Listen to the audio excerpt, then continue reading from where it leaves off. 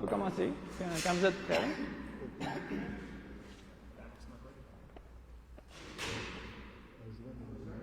think so. Thanks.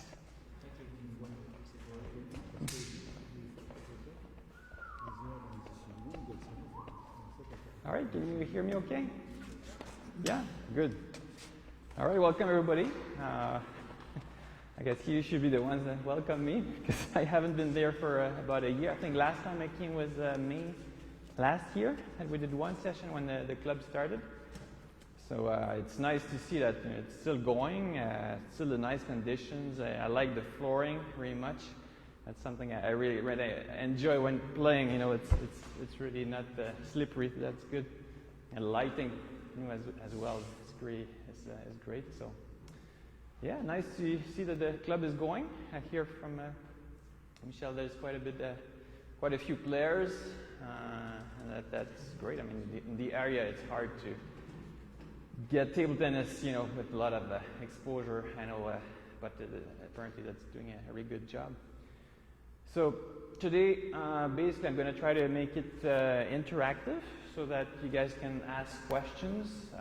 You know, feel free to interrupt me anytime. Any questions, I'll be happy to answer. The main topic that I was thinking about is basically service, receiving, and third ball.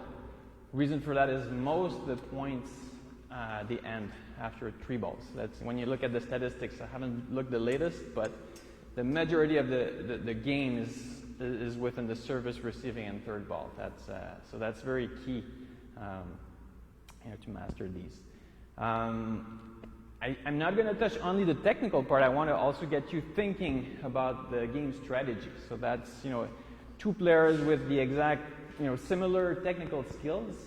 If one of them is really thinking about the game strategy, he can be a much stronger player, even with the same weapons, just by thinking where to place the ball, how to serve, especially when the end of the game arrives. You know, the whole match is a learning experience. You got to adapt every point to think about, okay, how can I change that to do better next time, so that at the end of the game, it's very tight, then you know what kind of serve, receive, or placement to use.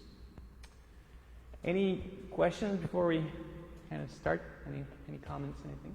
Maybe your name will... Oh, sorry. Yeah, my name is Xavier. It's a French name, Xavier Therien. You can call me Xavier. It's hard to pronounce, I know.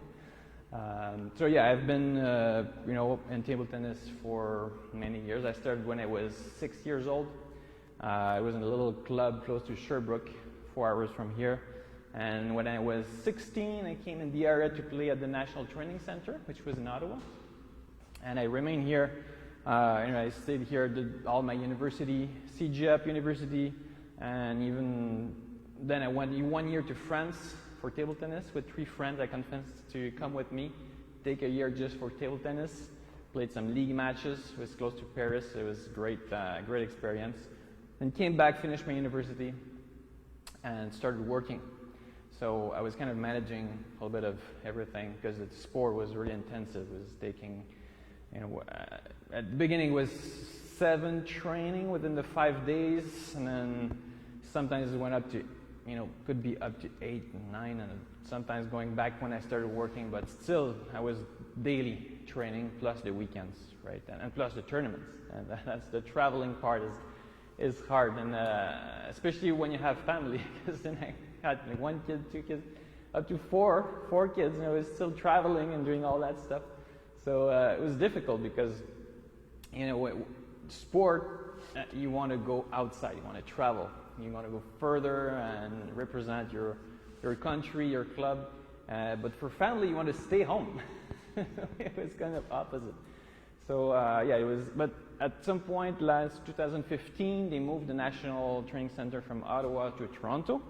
So that was kind of my cue, you know, my natural way for me to start. It was a good timing for me because it was really hard the last few years, you know, with the family, with it was less and less players around here and coaches. So then it was sort of a natural way for me to just retire and just enjoy those little demonstrations that I do once in a while. I did also one last month with Mark Richard in a shopping center. It was kind of funny. We had in the middle of everything was a huge area and we were playing there. So anyways, just do these things. Not really involved anymore and table tennis much besides just these events. Any other questions or anything? All right. Well, keep it thinking, keep it going. I want you to get start to think about the game, so that when you get back to your match, then you're gonna really have some good ideas. So I want to start with the basics. So service. I'm sure probably many people already talked about service. I don't want to go through spend too much time on it, but just to recap, maybe there's a few additional ideas. So services, that's really the first ball, right? So you have the control how you want the point to start. You can do fast service, short service, spin, different placement using backhand, forehand. So I just want to cover all of these and get you thinking, why should I do this service and not this one? And when is the good time to do this service and not that one, right? So let's just explore different kind of services. So you can change placement, you can change the height, you can change the spin, the speed. So all the different factors we can use. So if we sort of categorize the services, so what kind of services do we have? Long, short, backspin, topspin. Exactly. Yeah, that's pretty much the first basic strategy. Is just think short or long. So we can start from there. As your level goes up, it's going to be more and more important to be able to serve short. So what is a short services? How do you know that this is a short service? Ball bounces close to the net. Close to the net. There's maybe one more thing. It's going to bounce twice on the side of the other side. Twice, exactly. Bounce twice. And why is that important that it bounced twice? So you can attack it? Exactly. Because if you think about it, when it bounces outside, the receiver has the full swing available, all the space needed to go there, use the legs, the body, can swing all he wants and go for a full attack. That's really dangerous. If the second bounce is on the table here, well, it's going to be very difficult. Some players, very high level, they practice that a lot. They're able to start, even if the second bounce is around the line here, they're able to start over the table. That's really high level and risky because it's, as you can see here, I can hit my finger on the table. And true story, my friend, competitor, pretty man Peter Paul, at one point in a tournament, he tried to attack that because it was a close match. He wanted to attack this service. I need to win this point. He went like that, and he hit his thumb here, and in the middle of the game, and his thumb was completely broken. You could see it was detached. He went to the hospital, and they fixed it. So everything's fine now. Too much information. But that's the reason why these ones here, very difficult to start if the second bounce is on the table. So that's the way to judge when you practice your service. If you can see that it bounced twice, that's good. That's a short service. And that's to prevent the opponent to attack right away from the service. So for the short services, you can still have the option of backspin or topspin, as you mentioned. That's kind of the next thing is the spin.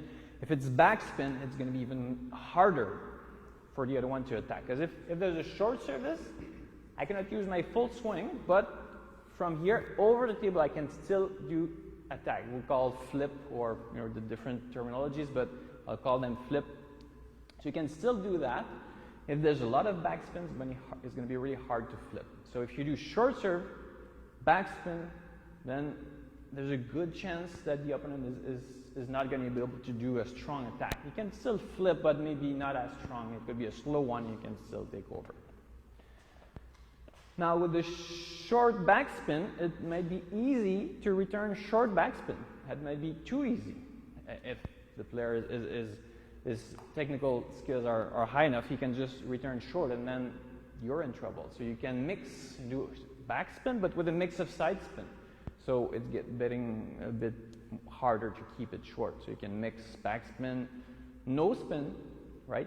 Between backspin and no spin, that's if you can hide that. It's really key because the other one's going to try to, he doesn't want to put it in the net, so, but if there's no spin, it's going to go high just a little bit, but that's enough for you to take advantage.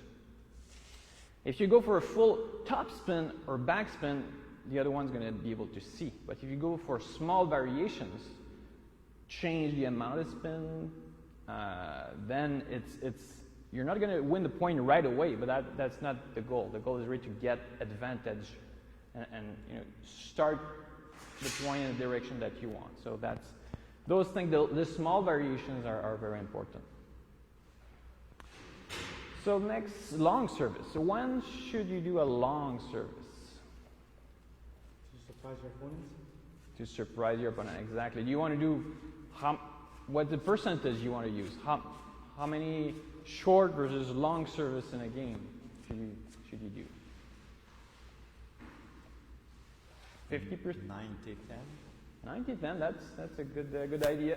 It will depend on the opponent, on the game and everything, but as a general rule, 90-10 is probably a good general rule to keep 90% short services and 10% long service. So exactly like Ricky said, long service is to surprise the opponent. So most cases you're going to want to keep it short so that he cannot attack.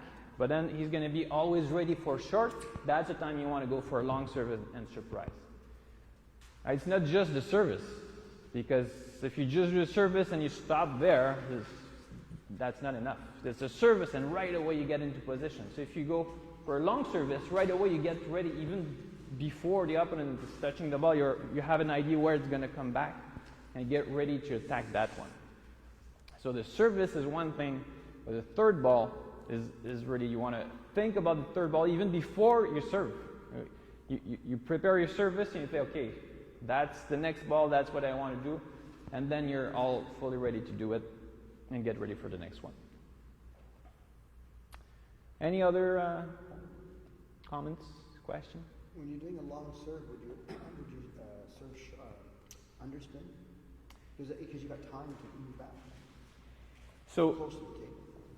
yeah, so the question is, if you do a long service, can you do a long backspin service? You can. Actually, you could do pretty much any spin. Now, if you put too much backspin, it may be floating a bit more, so slowing down a little bit and giving a bit more time. So if you really want to surprise with speed, you can go with backspin, but maybe not too much spin. Just so that it doesn't slow down too much, but you can do no spin, you can do side spin, top spin. If you go for top spin, it's going to accelerate and even sometimes it kicks. So the opponent, if he's surprised, he might be a little bit late and sometimes it hits the edge of the racket. That was my goal when I was young, do a service for the other one to take the edge, and it worked, up to some level. At some level, you really need a really good long service and a lot of spin to do that, but it's certainly possible. So that's a good point. If you go long, don't always use the same spin, right? If you do the 10% of your service long, it can still be within this 10%. You can change the spin and you can change the placement. So don't forget about that. Placement could be, usually you want hit the lines. You don't want it to be right in the middle because that's just too easy. Or you can aim for the middle, depending on the opponent. So if the opponent is always ready to use forehand and ready to turn, you may not want to use too much middle, but someone that's using both equally forehand and backhand, then that's the kind of opponent that you want to aim a little bit more to the middle. Middle is always a good place when you attack strong. That's where you should go. If you have a high ball, it's usually most of the time you want to go straight to the elbow, because if you go directly in the racket, the other one might hit it and it will just come back as fast as you hit it. And it's much easier to anticipate, the diagonals or just forehand or backhand. Here, you can't really anticipate because if you move, then the middle moved already. So the other one is aiming right there. So it's really hard to anticipate the middle. So it's always keep in mind that if you attack strong, go to the middle. That's always a safe bet. All right, so we talked about long service, short service. If you want to do a short service, what height should you touch the ball when you throw it? At which height should your racket touch the ball for a short service?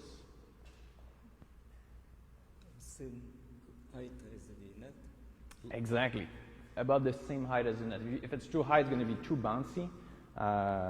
And if you want to keep it short. So now, if you want to do a long service, what height should you touch the ball? Same thing? Or higher or lower? You throw high to get speed.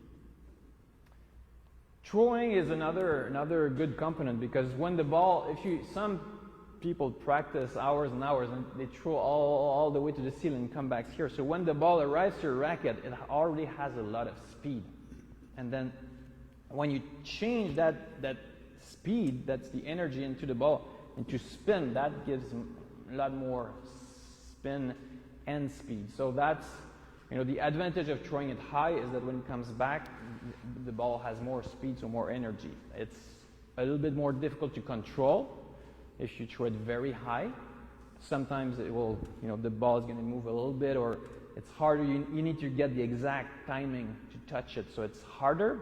So it takes more practice, but it can be very efficient if you're very disciplined. I know some players, and the high-level players, they used to do, 30 minutes to 1 hour just service, with high toss, really up to the ceiling and then service. And it's hard to keep short.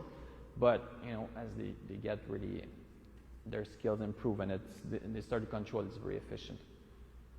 But regardless of the height of the throw, what height should you touch the ball for a long service?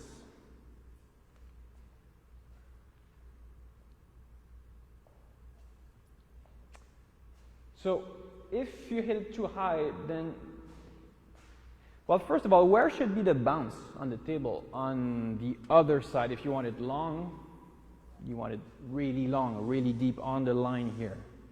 So if you want to achieve that with maximum speed, where should be your first bounce on your side of the table? Close to the end. Close to the end, exactly. You want it as close to the end as possible on your side here, and as close as possible on the other side. So you get the maximum length, with the time that ball needs to go up and down, but you have the full length, so you have better speed. So if you want to hit it as close as possible on your side, do you want to hit the ball high or low? Low, exactly. So when you practice your long service, you want to touch the ball as low as possible, as close as possible to the table, and have the bounce as close as possible here, and then the ball, the bounce on the other side, as close as possible here. So if you want to practice that, you can put a towel, or another ball that maybe sometimes you have broken ball, you put it as a target. So it gives you an idea, because if you just practice like that, maybe sometimes you don't realize what's really the percentage of you getting what you're aiming for. So you can put a towel or a target when you practice your service, and that helps. So when you practice your services, how should you practice it? Do you guys practice your service? Service is really important. If you spend just a few minutes, 5-10 minutes every day, it's probably going to help you even more than doing a 5-10 minutes of regular forehand to forehand, for example. That's really a key aspect of the game. But when you practice it, do you want to practice always the same service for 10 minutes or different service? Same service? So it really depends what stage you are. If you're practicing a new service that you don't really master well, you want to get to mastering it, I think I would agree with practicing the same service or small variations, but around the same service. Now, if you're really close to a competition and you're not trying to master a new service, you're just trying to get into the game thinking, then I would say practice exactly the same way you would serve in a match. And you don't want to, I've seen people rush and having a box of ball there and then service, another ball, service, another ball, service. You might as well take the whole basket and throw it on the other side. So if you're close to a competition, you want to get your mind thinking about that. So you want to take your time. I've seen one player just before the World Cup in Moscow, just the day before, it was service. He could take at least 30 seconds in between each service. It was late in the day, just before the traveling. And he would get ready and think about the game, the strategy, and get ready and take his time and do exactly like in a match. And some people also do the third ball. Even if there's no one, they get ready for the third ball. So they can come here and do one service and then get ready and do the movement, like they call shadow training. Shadow training is just, you can do footwork. You can do real footwork here. You just imagine the ball. And so we did that sometimes in the National Training Center, and some people use it. That's certainly a good way to train. But some people also apply this to the service to get this into your mind that the service is not the end. It's the next ball. You need to be ready to take advantage on it. So it's something to keep in mind when you practice your services, the different things. So what else on services? Any other questions or comments? I would probably start with placement, just kind of a bit more important, and then spin. Right? If you get to a higher level, even you have very good spin, if your placement is not good, if it's long, whatever spin there may be in the ball, if it's long, the other one's going to attack. Right? So I would say placement first. When you can really master the placement, then add a little bit of spin. Now placement, there's short and long, but there's also forehand, backhand, middle. So where is the safest? If you play against a strong player, you don't want him to attack. You're going to do a short service. Where do you want to put it? Forehand, middle, or backhand? Forehand. Forehand. Why? Because he's got to reach across the table. So it's a weaker shot than if it's the backhand. Yeah, good point. Especially now, the new generation, they're starting with really impressive backhand flips. Over the table, returning, just with the wrist, there's so much room here. They can actually do it's almost a real topspin from over the table with the backhand. Even those that are using pen holder grip, they can even do something like that. There's less and less, but it still happens. So then the forehand, as you mentioned, most people stand a little bit on the backhand side to use the forehand. They need to reach, and here it's usually a little bit less strong. So if the opponent flips, it's not going to be a very strong flip if you keep it low. The height is obviously always important. And spin and placement, as I said, first would be placement. So yeah, that would be a good safe bet to start with a short, on the forehand side, and then you can experiment. Some people may be much better on the forehand than backhand, so then you need to adjust. Right? The whole game is about adaptation. You want to learn as the match progresses to figure out where you want to play next. Now, as we mentioned, some players, they may be ready to turn with forehand, and some other ones, they may have a more balanced game using backhand and forehand. So you need to keep that in mind as well. So if you're, let's go on the receiving side now. So if you're receiving, again, what would be, if you want to prevent the other one to attack, what kind of a receive do you want to use? Short, exactly. So especially if it's a short service, if it's long, you won't be able to do that because the rally started already. But if it's a short service, as much as possible, if you can keep the return short, that's usually the best way to prevent the opponent for attacking. If you can't, because there's too much spin, you don't read the spin well, or you have to go long, so what kind of return can you use? Into the backhand corner? Sure, backhand corner. So for the corners, then it will probably depend what kind of player is on the other side. Some players, they are always ready to turn, right? They want to turn on everything, but they want to cover all tabled forehand. So then if you go to the backhand, you really want to go deep into the backhand as much as possible. There's the corner here, you want to go even more here, so he can't do that. And then if there's another player that doesn't turn, it's just balance between backhand and forehand, maybe you want to use a bit more in the middle. But in generally speaking, your backhand corner is a good idea. You want to mix, obviously, so that you don't always go to the same corner. But so you can, for someone that's trying to use forehand all table, try to use wide range, so right side, left side. If you go long, you still have a couple of options in terms of spin, right? Which one would you prefer to use for a long receiving?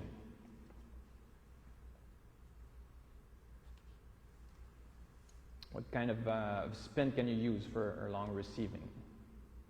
Topspin. Can you topspin? So topspin would be if you're able to flip the regular service, so that'd be topspin. And other one would be backspin, right, to push. Now, if you're going to push, you don't want to push like giving away the opponent go and start an attack. You want to be aggressive. A real push, really deep, with a lot of spin, good placement, and on the line here. So, if the downside if you push is that the ball is not going to be as fast as if you flip, right? So, if you have the choice, I would go for the flip, because the flip is really it's almost your first attack, right? Flip and ready for the next one, right? It's always that you always have to think about the next ball, and that's what it's important to keep in mind is every point you need to learn about the next ball, where to play the ball and where to expect it the next one. So at the end of the game, you really have an idea where to play. So yeah, flip. Push. So if you want to do those ones, when should you hit it? So let's say the other one is serving short, backspin, and then the ball bounces. Where do you want to hit the ball? Do you want to hit it very low at the top of the bounce or after the top of the bounce if you want to receive short underspin? Off the bounce, exactly. So if you hit the ball as soon as it touches here, you got a very nice trajectory, a short trajectory to keep it short. If you wait for too long, then the distance between your racket and the net is longer, so it needs more touch to really have a ball that's going to cross the net and not go over, because as soon as it doesn't take the second bounce here, same principle applied. The other one has full swing here. So you probably want to keep it right away off the bounce, just like this, to keep it short. Now, if you want to flip, same question. Do you want to hit it low, high, or later? If you want to do a flip, a good flip, strong, deep, on the other side.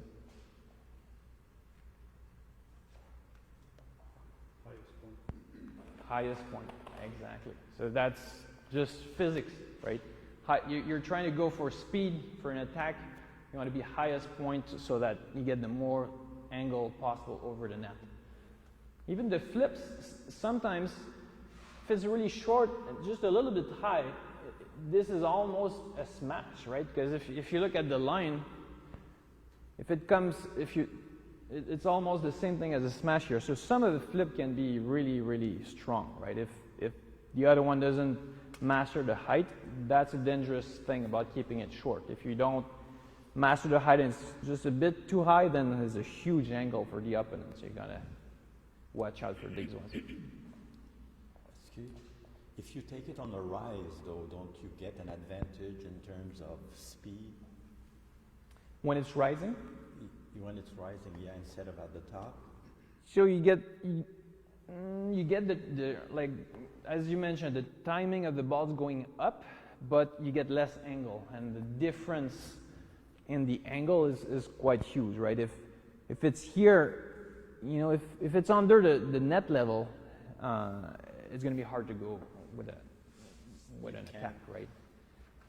On the flip, you don't have the ability to put a lot of spin, right? If you're here, even if the ball is low, you have full swing. You can put a lot of topspin, and as we all know, the topspin will make the ball drop much faster. And you can see that if I go really far, if I want to go far and I go with topspin, it drops right away. Right? If I do about the same speed but with backspin, see how the ball is floating. So it's the same thing applies here, but for the flip, you don't have too much space to put a lot of spin, so that doesn't help as much as the angle of taking it at the highest point. Receiving, do you guys practice receiving sometimes? We don't usually, it's rare that we're going to say, okay, we're going to practice receiving specially. We did that in the national team. We would do that especially, you know, when the competitions would come, we're closer. We would do just, you know, take 5 minutes. One is serving, and the other one is receiving. Stop the point. You can think about the point, but you don't play the point. So you get the full basket in 5 minutes, right? So you have a lot of chances to practice your receiving. So that's certainly a good exercise to do. We would do, you know, short, and then you could have a couple of options for receiving, or you can ask the server to do for long service. You could practice whichever you want. It's always individual, right? Every player is different, has different styles, different strength, and everything. So try to keep that in mind. You don't want to. You want to have. You practice basically what you need. Everybody needs different things, right? So any other questions on receiving? We got the flip, we got the long push, the short push. So we didn't really talk about the long push. The flip, we said highest point. If you want to do a long push, and the short push, we said off the bounce. For a long push, what height should you hit the ball? Higher. Higher. That's the same principle applies as far as the angle. If you want to go for a long push and you want to take it at the top of the bounce. Now it's not the end. You want to go for a long push and right away be ready, because whenever you go for a long push, that means the opponent is going to start and have the first topspin.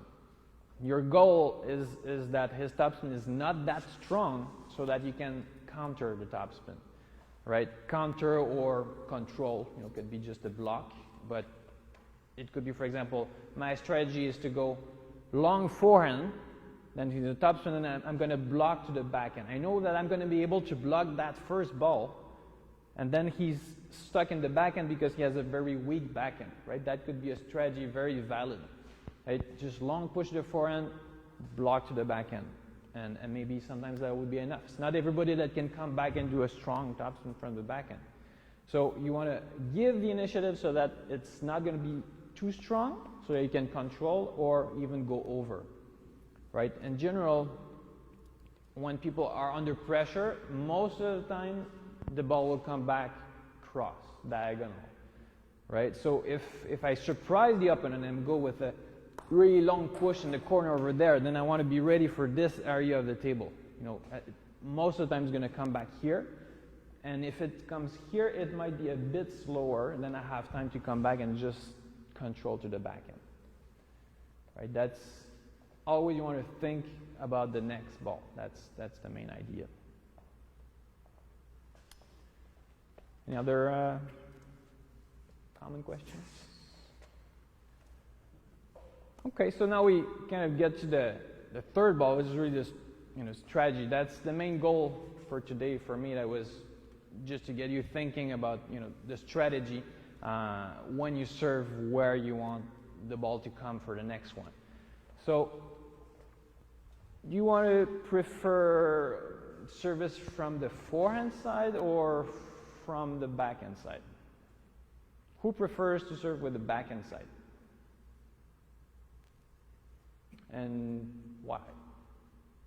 Any reason? Because I'm a beginner, I could do it better. So. Sure, yeah, that's usually the goal in general for those that serve from the forehand is so that the next ball, all the table is covered using forehand. Right? Their service, and right away they're already in position to use their forehand. If it's there, they're going to jump here and attack. So they basically cover everything with the forehand. Now, some people prefer to balance and stay in the middle and have a good backhand and use both. So in that case, it certainly could be a good idea to serve with the backhand because you want to be in position where you want to be after that for the rally. The other thing is, because most people use forehand, then people also used to receive these kind of services and less used to the backhand services. And the backhand services, sometimes they don't look like much, but they're very difficult to really do anything about it. So if you think about just this service, it's for the receiving. If it's not long, he cannot attack. So it's coming to the forehand side. We already discussed that forehand side you don't have that much amplitude with the wrist. So with this spin, then when the ball is coming here, it's trying to go that way. So you kind of need to correct the angle that way, which is not very natural. So right away you're kind of stuck. If it's really low, there's not much you can do. Plus, if it's side spin, it's hard to return short. If it's just pure straight backspin, sure, I can receive short fairly easily. But if it's side spin, then if it's enough side spin and top spin, I might have to flip it. And if I flip, it's going to be difficult to flip in that corner because of the spin. So most of the time, the flip is going to go cross. If it's between side spin and underspin, then it's really hard to flip because there's underspin. And it's hard to push short because there's side spin. So those ones, they look like nothing. But just here, and see, so the bounce was a little bit outside, so tempting to the opponent to start from the side, but that's kind of dangerous. So you can mix a little bit with, there's really not much spin, but it's hard for the other one to do anything. So sometimes the service can be a big weapon to win the point almost right away. Sometimes it's more a mental game to say, okay, I'm not going to win the point, but you're not going to be able to do much on it, right? So, and then you can mix, obviously. You don't want to use always the same. But with this, the same preparation, which is really important to have from the same starting point, be able to do different services so that the other one doesn't know until the very end. That's key, right? The first key would be able to serve short and long from the same starting point. And then you can expand that, serve different spin, different placement, and everything. But short and long, that's when a good service is when you don't know if it's short or long, because you need to be ready for the long, but then it's short and you're a little bit late. So that's very important. So for this one, I can keep doing those ones very low, very short, side spin, or it could be only underspin, or it can be also, if I go back here, this one is a little bit almost top spin. So mixing those things, and then, same preparation, and eventually you can throw a long service. This one wasn't really fast, but can get the idea, right? Like sometimes short, sometimes long, and the other one doesn't really know. when it's coming. And after the long one, right away, get ready to attack. So those backhand services, I didn't use them much at the beginning of my career, but toward the end, I used them more and more.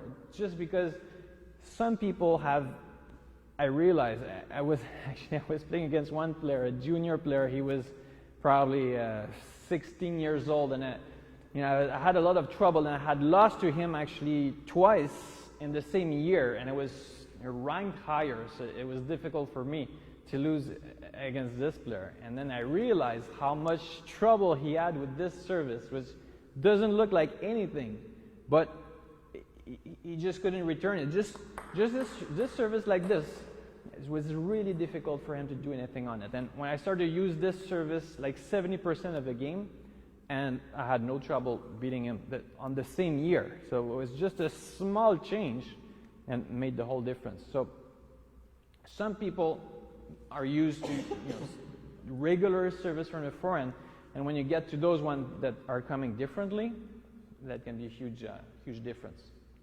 So explore these ones in your game so that at the end of the game okay, well, this one has a lot of trouble with that serve, so you can exploit the weaknesses.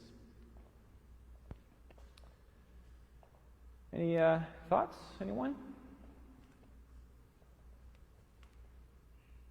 Okay, so let's try to keep talking about strategy, right? So we talked about service from the forehand, service from the backhand. If you like speed, if you like a rally, what kind of service are you going to use most? Long, yeah. You want to get the game into your strength. So if you're a righty player, a speed player, go for a long service more. It doesn't have to be like 80%, but you can. We talked about having 10% at the beginning. You can raise that to 50%, maybe that depending on the players.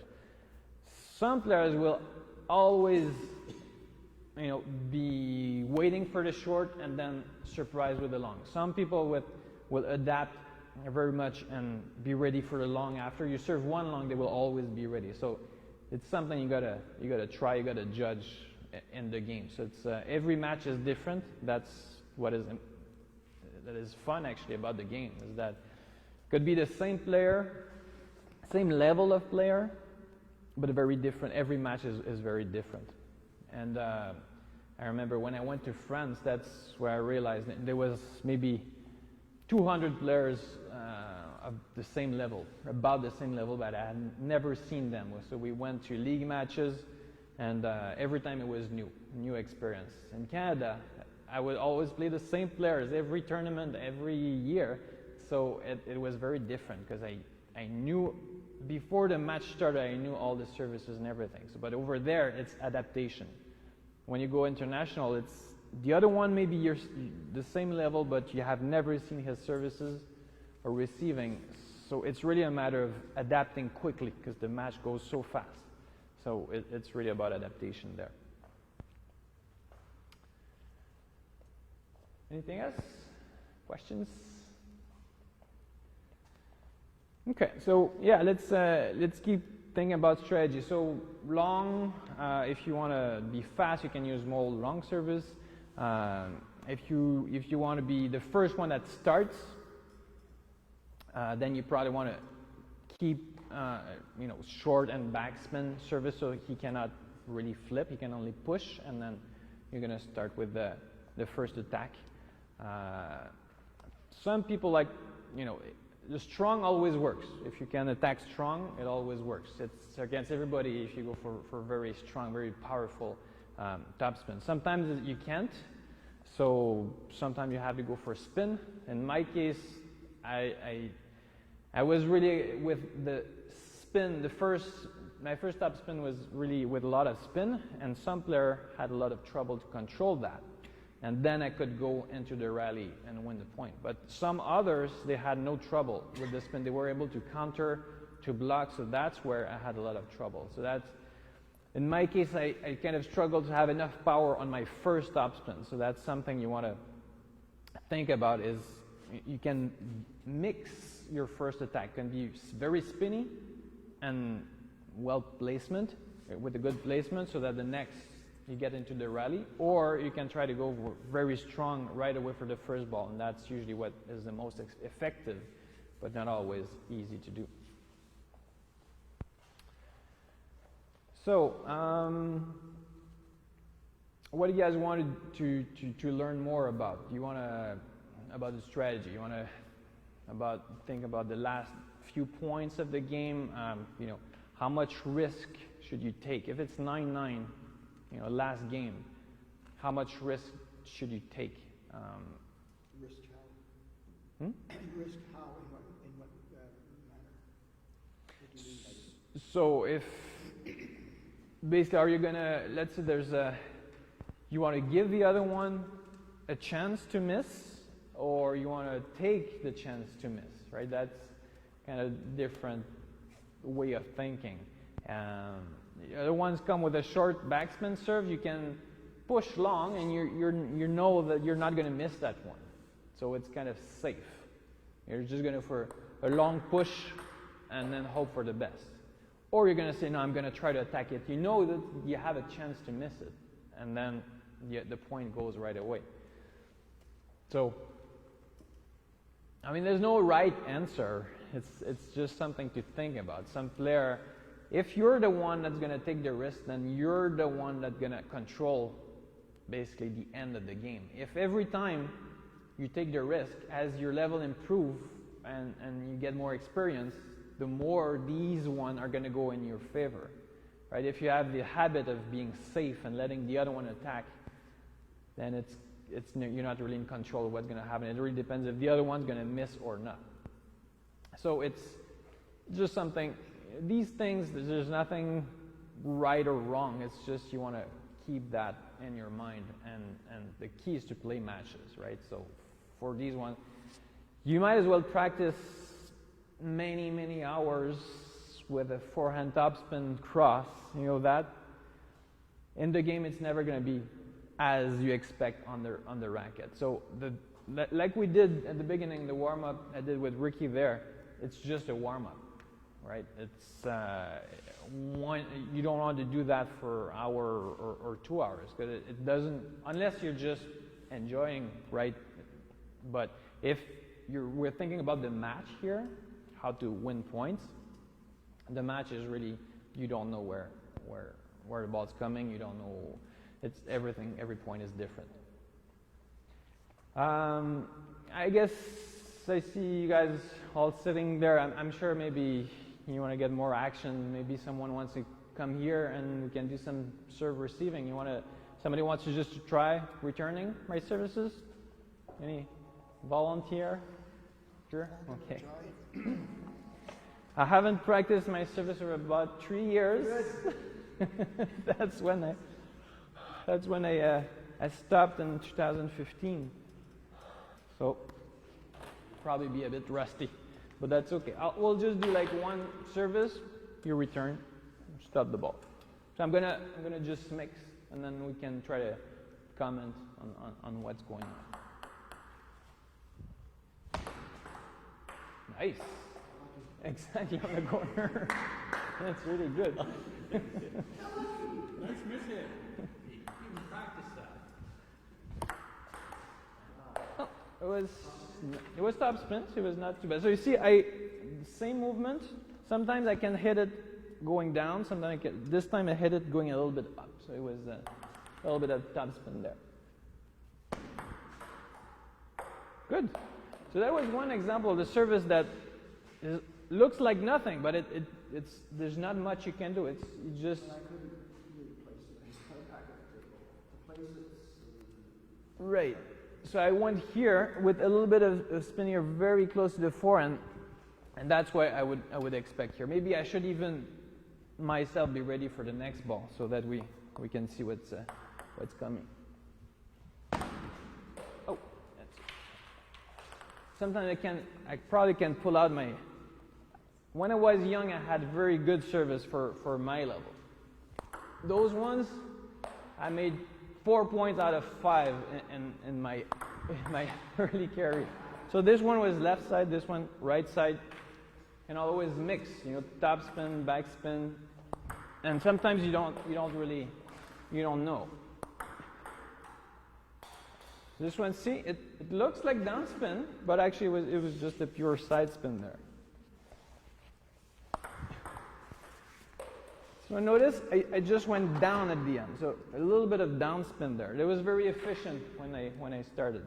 The problem with those is I couldn't really control them to be short. So when I came to a higher level, if you can't make them short, it's not good enough.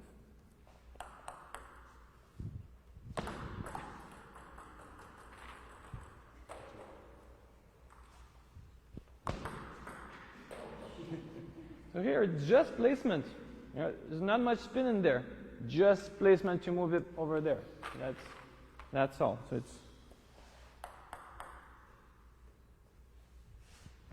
Oh, sorry. Let's try again. This is. You gotta be. How can you, when you're on that side, how can you detect which spin it is?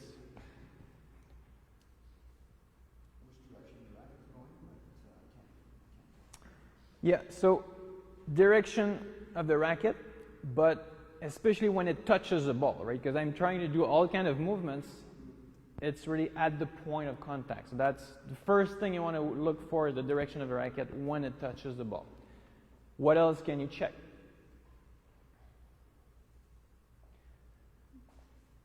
If you watch very carefully, you can see the ball spinning. So it's not easy to see, but when you pay very attention, you can see the ball, which way or how much spinning it is.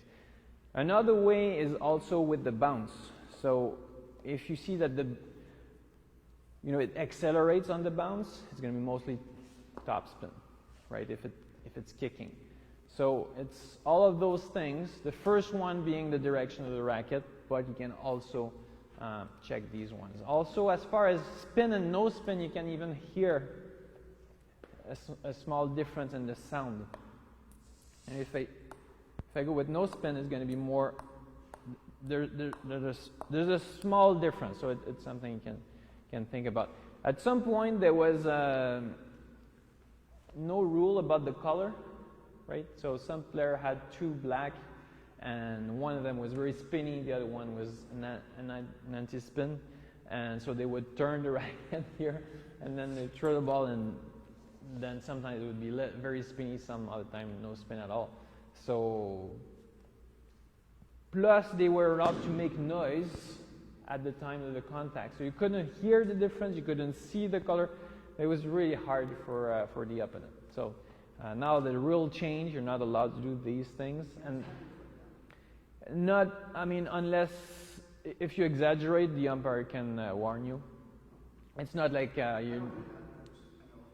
Yeah, and plus now, of course, you cannot hide the ball anymore. In the past, we used to put the entire body in front and hide, and hit the ball here under the arm, there behind the body, so then you couldn't really see the direction of the racket. So that was really hard. Now, at least it's easier for the receiver. So we can do maybe a couple more, and then we can switch. Good. Nice.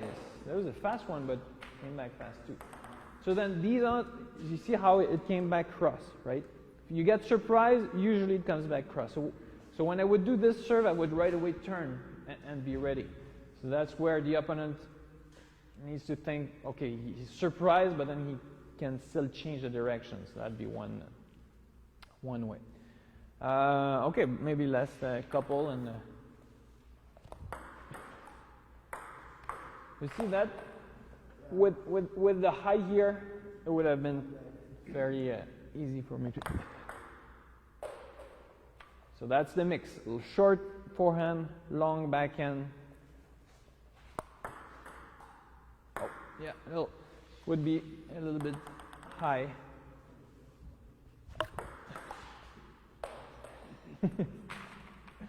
All right. Okay. Cool. Thanks. Anybody else? Sure. Any other volunteer come here? Go ahead. You see, you do return. And then return your serve. And then after that, we'll switch. Somebody can serve to me. So. Oh, looks like we had a volunteer right there. From that corner, this is one of these chaps. I'm going to throw a ball, and then we'll see. Okay, all right. Just trying to hide Nice.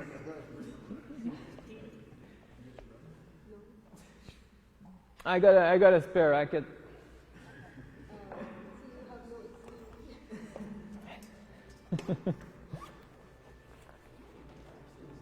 This one, I think that's the one. It was made of spruce wood. Some very special racket. I used to play with it in tournaments. Yeah.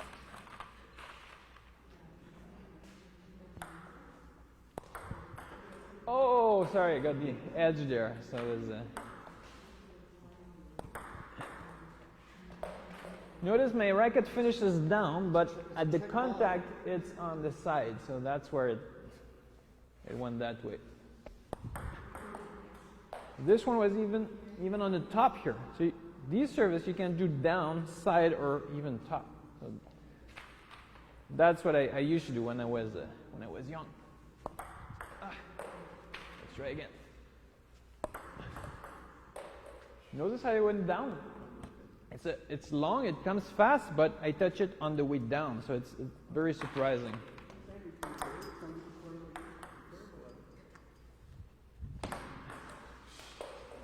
That was close.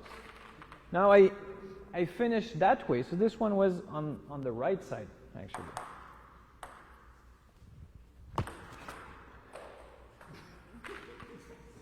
Here's the trajectory, right? I mix up the movements, but there's even at the bounce, it bounces on the side.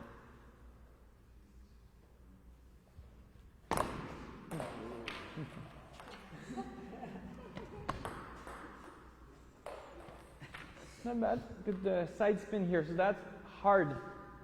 If I do this side spin on the left side, it's going to be easier if it's on the forehand. Because with the spin, it's just easier to control than on the backhand. If I go with on the left side, but if I go with my backhand service I was talking about,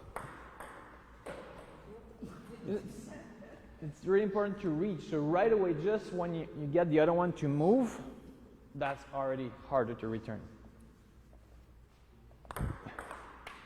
Nice, I think it was good.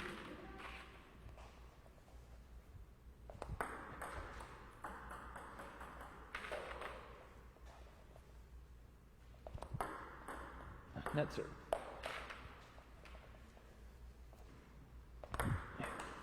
Nice, good. This is pretty much the best placement is when it comes here. You don't want it to be right in the racket. If you're going for the forehand side, go here. It's much harder to reach out over there whenever you attack.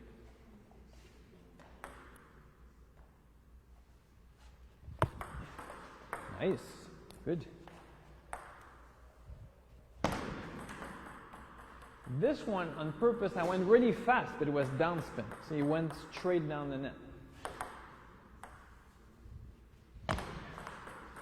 Same thing, but on the backhand side.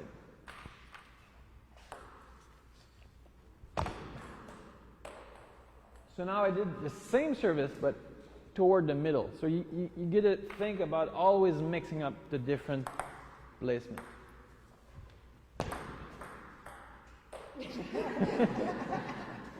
So now it's what I was talking about. You don't know if it's short or long.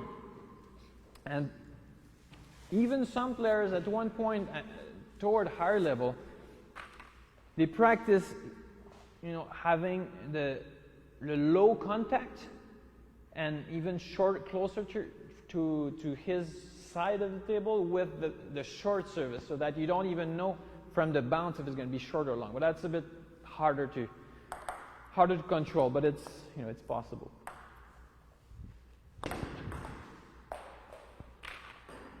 Just mixing different movements, so you don't really know what spin there is in.